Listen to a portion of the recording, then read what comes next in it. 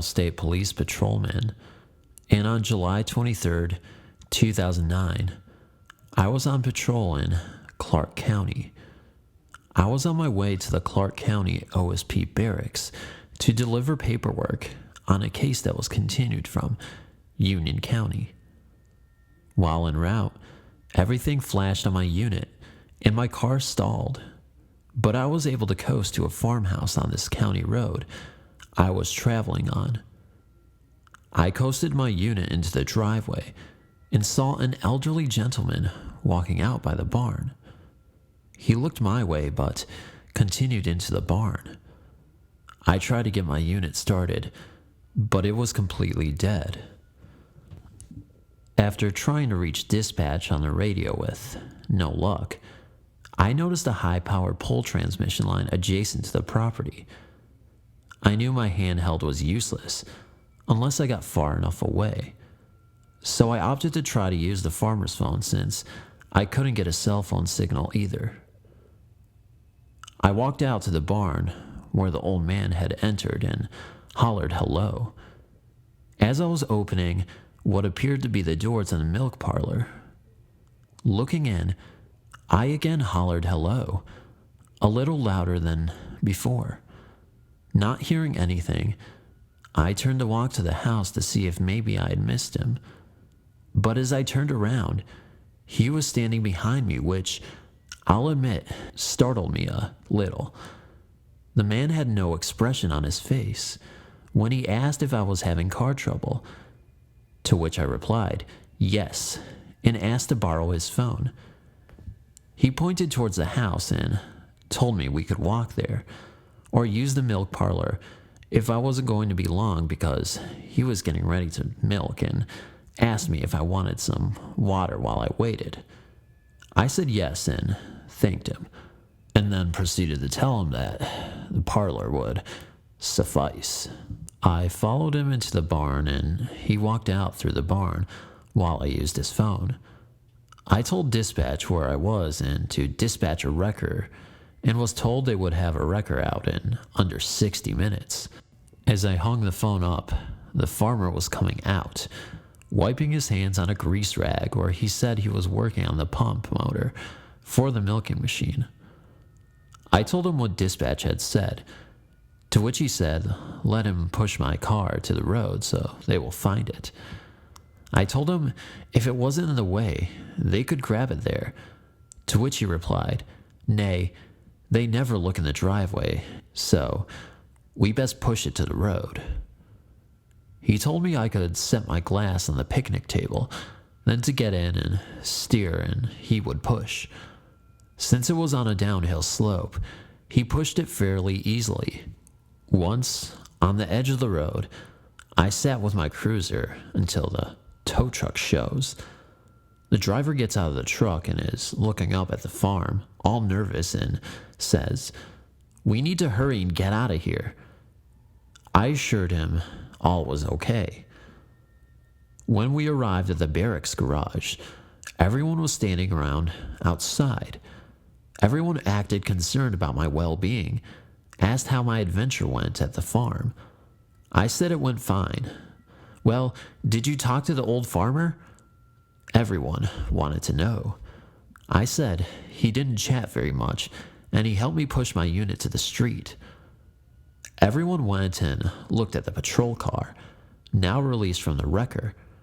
I said, what's the big deal? The wrecker driver looked at me and said, you don't know? I said, no. So he told me that in the early 70s, a farmer shot himself in the milk parlor of that old farm, and nobody has lived there since mid-80s due to it being haunted. I said, no way. An officer told me to jump in his patrol car and we'll drive out there. Long story short, it was a rundown, abandoned farm with dust and cobwebs everywhere and not a living soul anywhere. I had him pull into the driveway, and there sitting on the table was my glass where he had told me to set it. I walked to the barn and the milk house was covered in dust, but oddly enough, The phone had fresh prints like it had been used. I picked the phone off of the cradle and no dial tone whatsoever, which really startled me, and I said, "We can go now." But he, being a paranormal hunter on the side, was full of questions. When we arrived back at the barracks, my car was repaired. It turned out the positive cable came off of the starter, and where the old man pushed my car were greasy handprints. I have driven back there, and the house is gone. Apparently, someone torched it, but to this day, it still gives me the heebie-jeebies. My grandpa is 73 years old, and one thing I would know about him is that he would never tell a lie. My grandpa's grandpa owned a farm in South Dakota, where he is from, and just a little ways from his farm was a bar, and you had to walk about a mile on a dirt path to get there. Now, in my grandpa's time, teenagers, my grandpa was, at the time, 15, could go into a small town bar at any time, whenever they wanted, because they needed the business. So, at about 9 p.m., in the middle of the summertime, my grandpa and his brother, Warren, went out to the bar to shoot pool. They did not have a drop of alcohol, and once they were done, it was about 11:30 p.m. They were walking slowly. Warren was on crutches, and talking to each other when Warren noticed something. They noticed a tall, black figure walking and stepping when they stepped, parallel to my grandpa's feet. My grandpa threw some rocks at it, but nothing happened. As it seemed, the rocks would go right through this figure. My grandpa, scared, ran as fast as he could, but forgot Warren behind him, and the figure disappeared. They hurried to their grandpa's farm, going as fast as they could, and eventually got there around 12:30 a.m. Now, this is where it gets really eerie. When my grandpa got into the house, he locked the door behind him, but as they were trying to imagine what was that thing, something was tugging on the door. Their grandpa, fast as wind, went to the door with a gun in his hand. But as he opened the door, nothing was there. Tomorrow morning, they found small footprints exactly where my grandpa saw this figure, which is abnormal for how tall this thing was. Oddly enough, there wasn't any footprints next or in front of the house. Their house was in the middle of nowhere. There was not anyone at the bar except the manager, who was short and was there when they left, and, of course, themselves. And that was the only thing in circumference to the farm. It was an extremely low chance that a human could have been there that fateful night.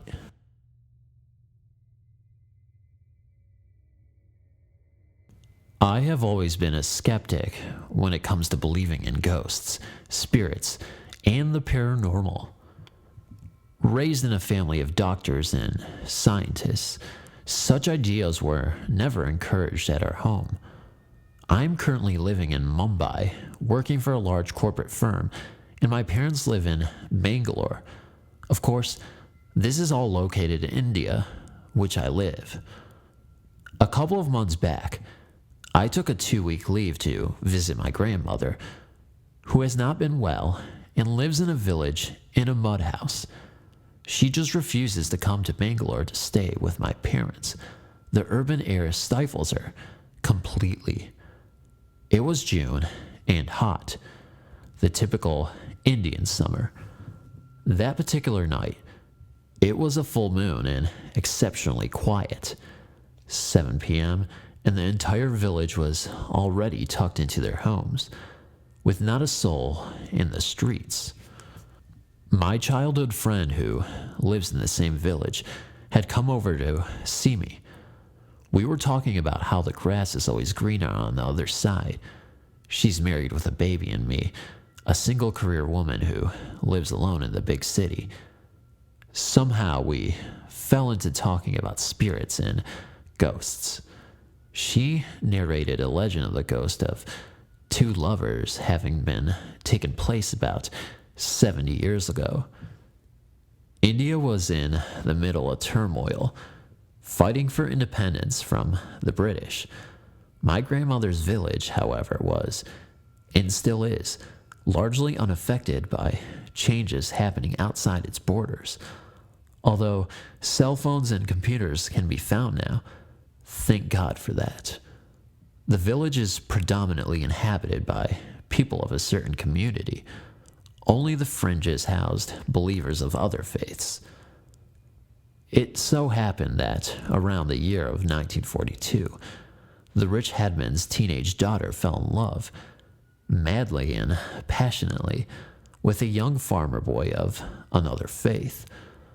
The boy, too, reciprocated her feelings, but was too scared to take any step for the sake of the both of them.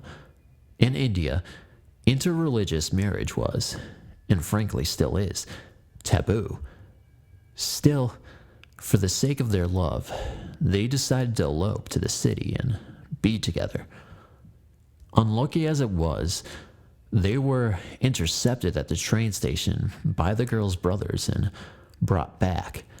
The girl was locked up and forcibly married off to an old man, while the boy was beaten to death and his body left in the rice fields to rot.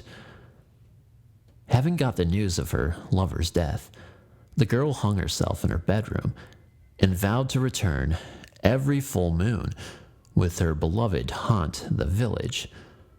From that year onwards, every full moon night, the spirits of the young lovers are seen holding hands and roaming in the rice fields. Once my friend narrated this story to me, I burst out laughing, pretty sure that if the lovers are still seen, it is the only handiwork of people alive who want to keep the legend going. She seemed offended by my outburst and challenged me to visit the fields that night. It was coincidentally a full moon. Initially refusing, I agreed later. Sharp at midnight, we took off.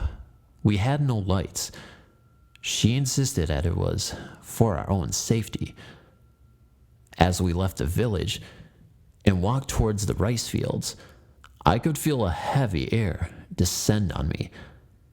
I don't know if she too felt it or not, but we didn't talk about it anyway. Before we reached the rice fields, we encountered sugarcane fields. The grown sugar canes were taller than me. Walking through them has the same sounds as someone walking over dried leaves. I could see my friend walking beside me, but I felt there was someone behind us as well. When I signaled the same to her with my fingers, she just asked me to be quiet and move on. Soon after, we were in the rice fields. It was 12:38 a.m. and we waited. Another 15 minutes and still nothing. Bored, I signaled to her that it's time to get back. What happened next, I will never forget. I can vouch what I saw was real and not my imagination. You have to believe it coming from someone who was a non-believer. I felt a chill within my body and two white smoke-like silhouettes.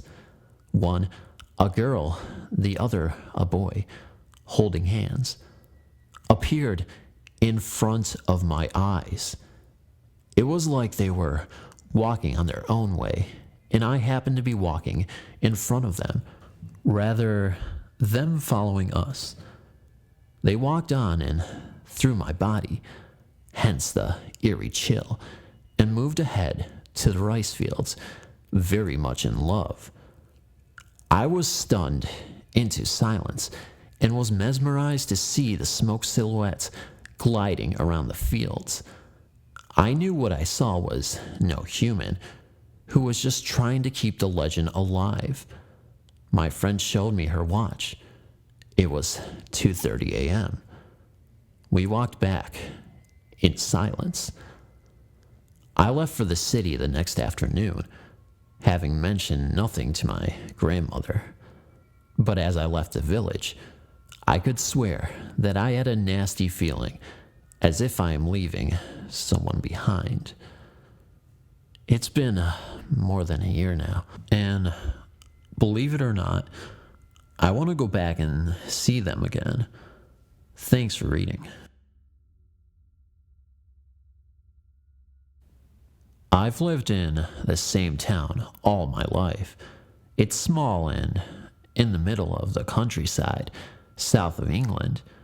Around 2 years ago, me and a friend of mine called Lisa decided to go for a walk to this place we called the cow fields. To get to the cow fields, you have to go down a long, thin road that hasn't been used for years, surrounded by trees either side. The reason we go there is because of how beautiful it is, with all the rolling hills and streams. When we got to the fields, it was around 3:30 p.m. in the winter. We had about 2 hours of light left to explore around there. We sat on a small hill that has a stream to the right, and it curves around in front of you where there is a bridge to some fields to get back to the roads. I was looking over to the trees behind the stream in front, talking to Lisa and having a smoke, when I saw a figure. He was holding on to the trees, swaying back and forth in the wind with them, but it was more jaggedy. I didn't say anything to Lisa because I thought it was just my imagination, but it wasn't like I looked over and he disappeared. He was in the trees always, never left my sight. He'd sometimes move from tree to tree, hunched over and limping as he walked. It was quite far away, but I could still make out that he was wearing some kind of cap. It just looked like the shadow of a man. I noticed Lisa was looking over in that direction. I was panicking, but due to my mental health history, I didn't put it past just a lapse in my recovery.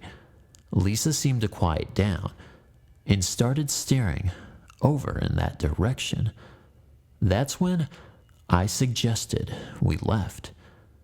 I wasn't sure what would happen, as we had to walk towards the figure to leave the fields. Both me and Lisa were hesitant. As we walked towards the bridge, the figure faded away. I was now 100% sure it was just me, and I had been making myself, thinking Lisa had seen something, when in reality, she was just looking at the trees and daydreaming. We walked through the remainder of the fields and got back to the road. As soon as we stopped on the road, I saw faces. I don't know how to explain it, but they were in the trees next to me. It looked as if someone had taken a picture with a slow exposure time as someone turned their head. But they were all moving, so blurred and gray, with their mouths gaping open. That was the last straw for me.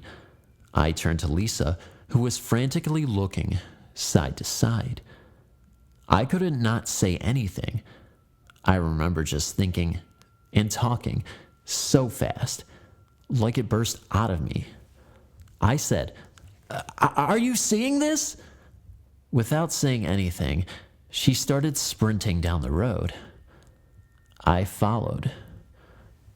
She was in front of me by far. I looked behind me, and I saw the figure from the trees standing around 15 meters away from me. I ran faster. I turned around again a minute later, and there was nothing there. I slowed down because I just couldn't keep that pace up. I saw Lisa frantically looking at me over her shoulder. I looked behind me again, and the figure was there. He was probably around 4 meters behind me this time, just standing there whilst I ran further away. I didn't want to look back again because I feared how close he would be. I kept running when I saw something out of the corner of my eye. Whatever was standing behind me now was now running next to me through the trees. I could see the cap on his head. The strange thing was, I couldn't see him if there was a gap in the trees, only when it was close to the trees. I finally got to the end of the road, and we were under a lamplight when we had started running. It was only just starting to get dark.